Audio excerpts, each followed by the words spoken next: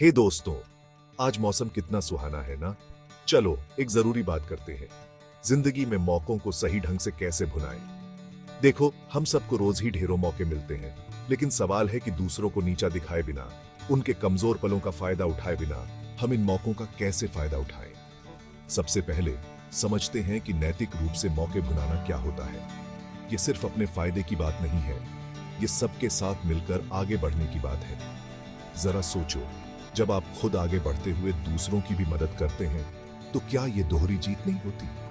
अब मान लो आप ऑफिस में काम कर रहे हैं और प्रमोशन का मौका आता है। आपको पता है कि आपका साथी कुछ मुश्किलों से गुजर रहा है, शायद कुछ निजी समस्याओं के चलते उसका काम प्रभावित हुआ है। यही नैतिकता की बात आती है। उनके बुरे वक्त का फायदा उठाने के बजाय उनका साथ दीजिए। जॉइंट प्रोजेक्ट्स पर उन्हें भी क्रेडिट दीजिए। बॉस को उनके मेहनत के बारे में बताइए। इससे न सिर्फ आपका साथी खुश होगा, बल्कि टीम वर्क और ईमानदारी की एक मिसाल भी बनेगी। अब रोजमर्रा की जिंदगी की बात करें। मान लीजिए आपको सड़क पर नोटों से भरा पर्स मिलता है। लुभावना ऑप्शन उसे रख लेना, लेकिन नैतिक मौका उसे वापस करना, शायद मालिक को ढूंढकर खुद ही देना।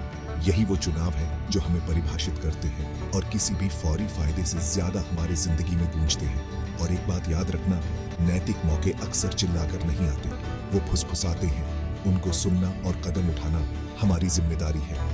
ये दयालु तरीके से आगे बढ़ने के बारे में है। अपने आसपास कोई जरूरत देखें, आगे बढ़िए, फंडरेजर करें, वॉलंटियर करें, जागरूकता फैलाएं। सकारात्मक बदलाव लाने के मौके अनगिनत हैं, बस हमें उन्हें देखने की चाहत होनी चाहिए। अंत में नैतिक रूप से मौके भुनाने का मतलब है अपने कामों को अपने मूल्यों से जोड़ना। इसका मतलब है ऐसे फैसले लेना जिन पर आपको गर्व हो और जो आपको वो इंसान बनाने में मदद करे जो आप बनना चाहते हैं। तो अगली बार जब आपके सामने आगे बढ़ने का मौका आए तो सिर्फ ये मत सोचिए कि आपको क्या मिलेगा, बल्कि ये भी सोचिए कि आप क्या योगदान दे सकते हैं।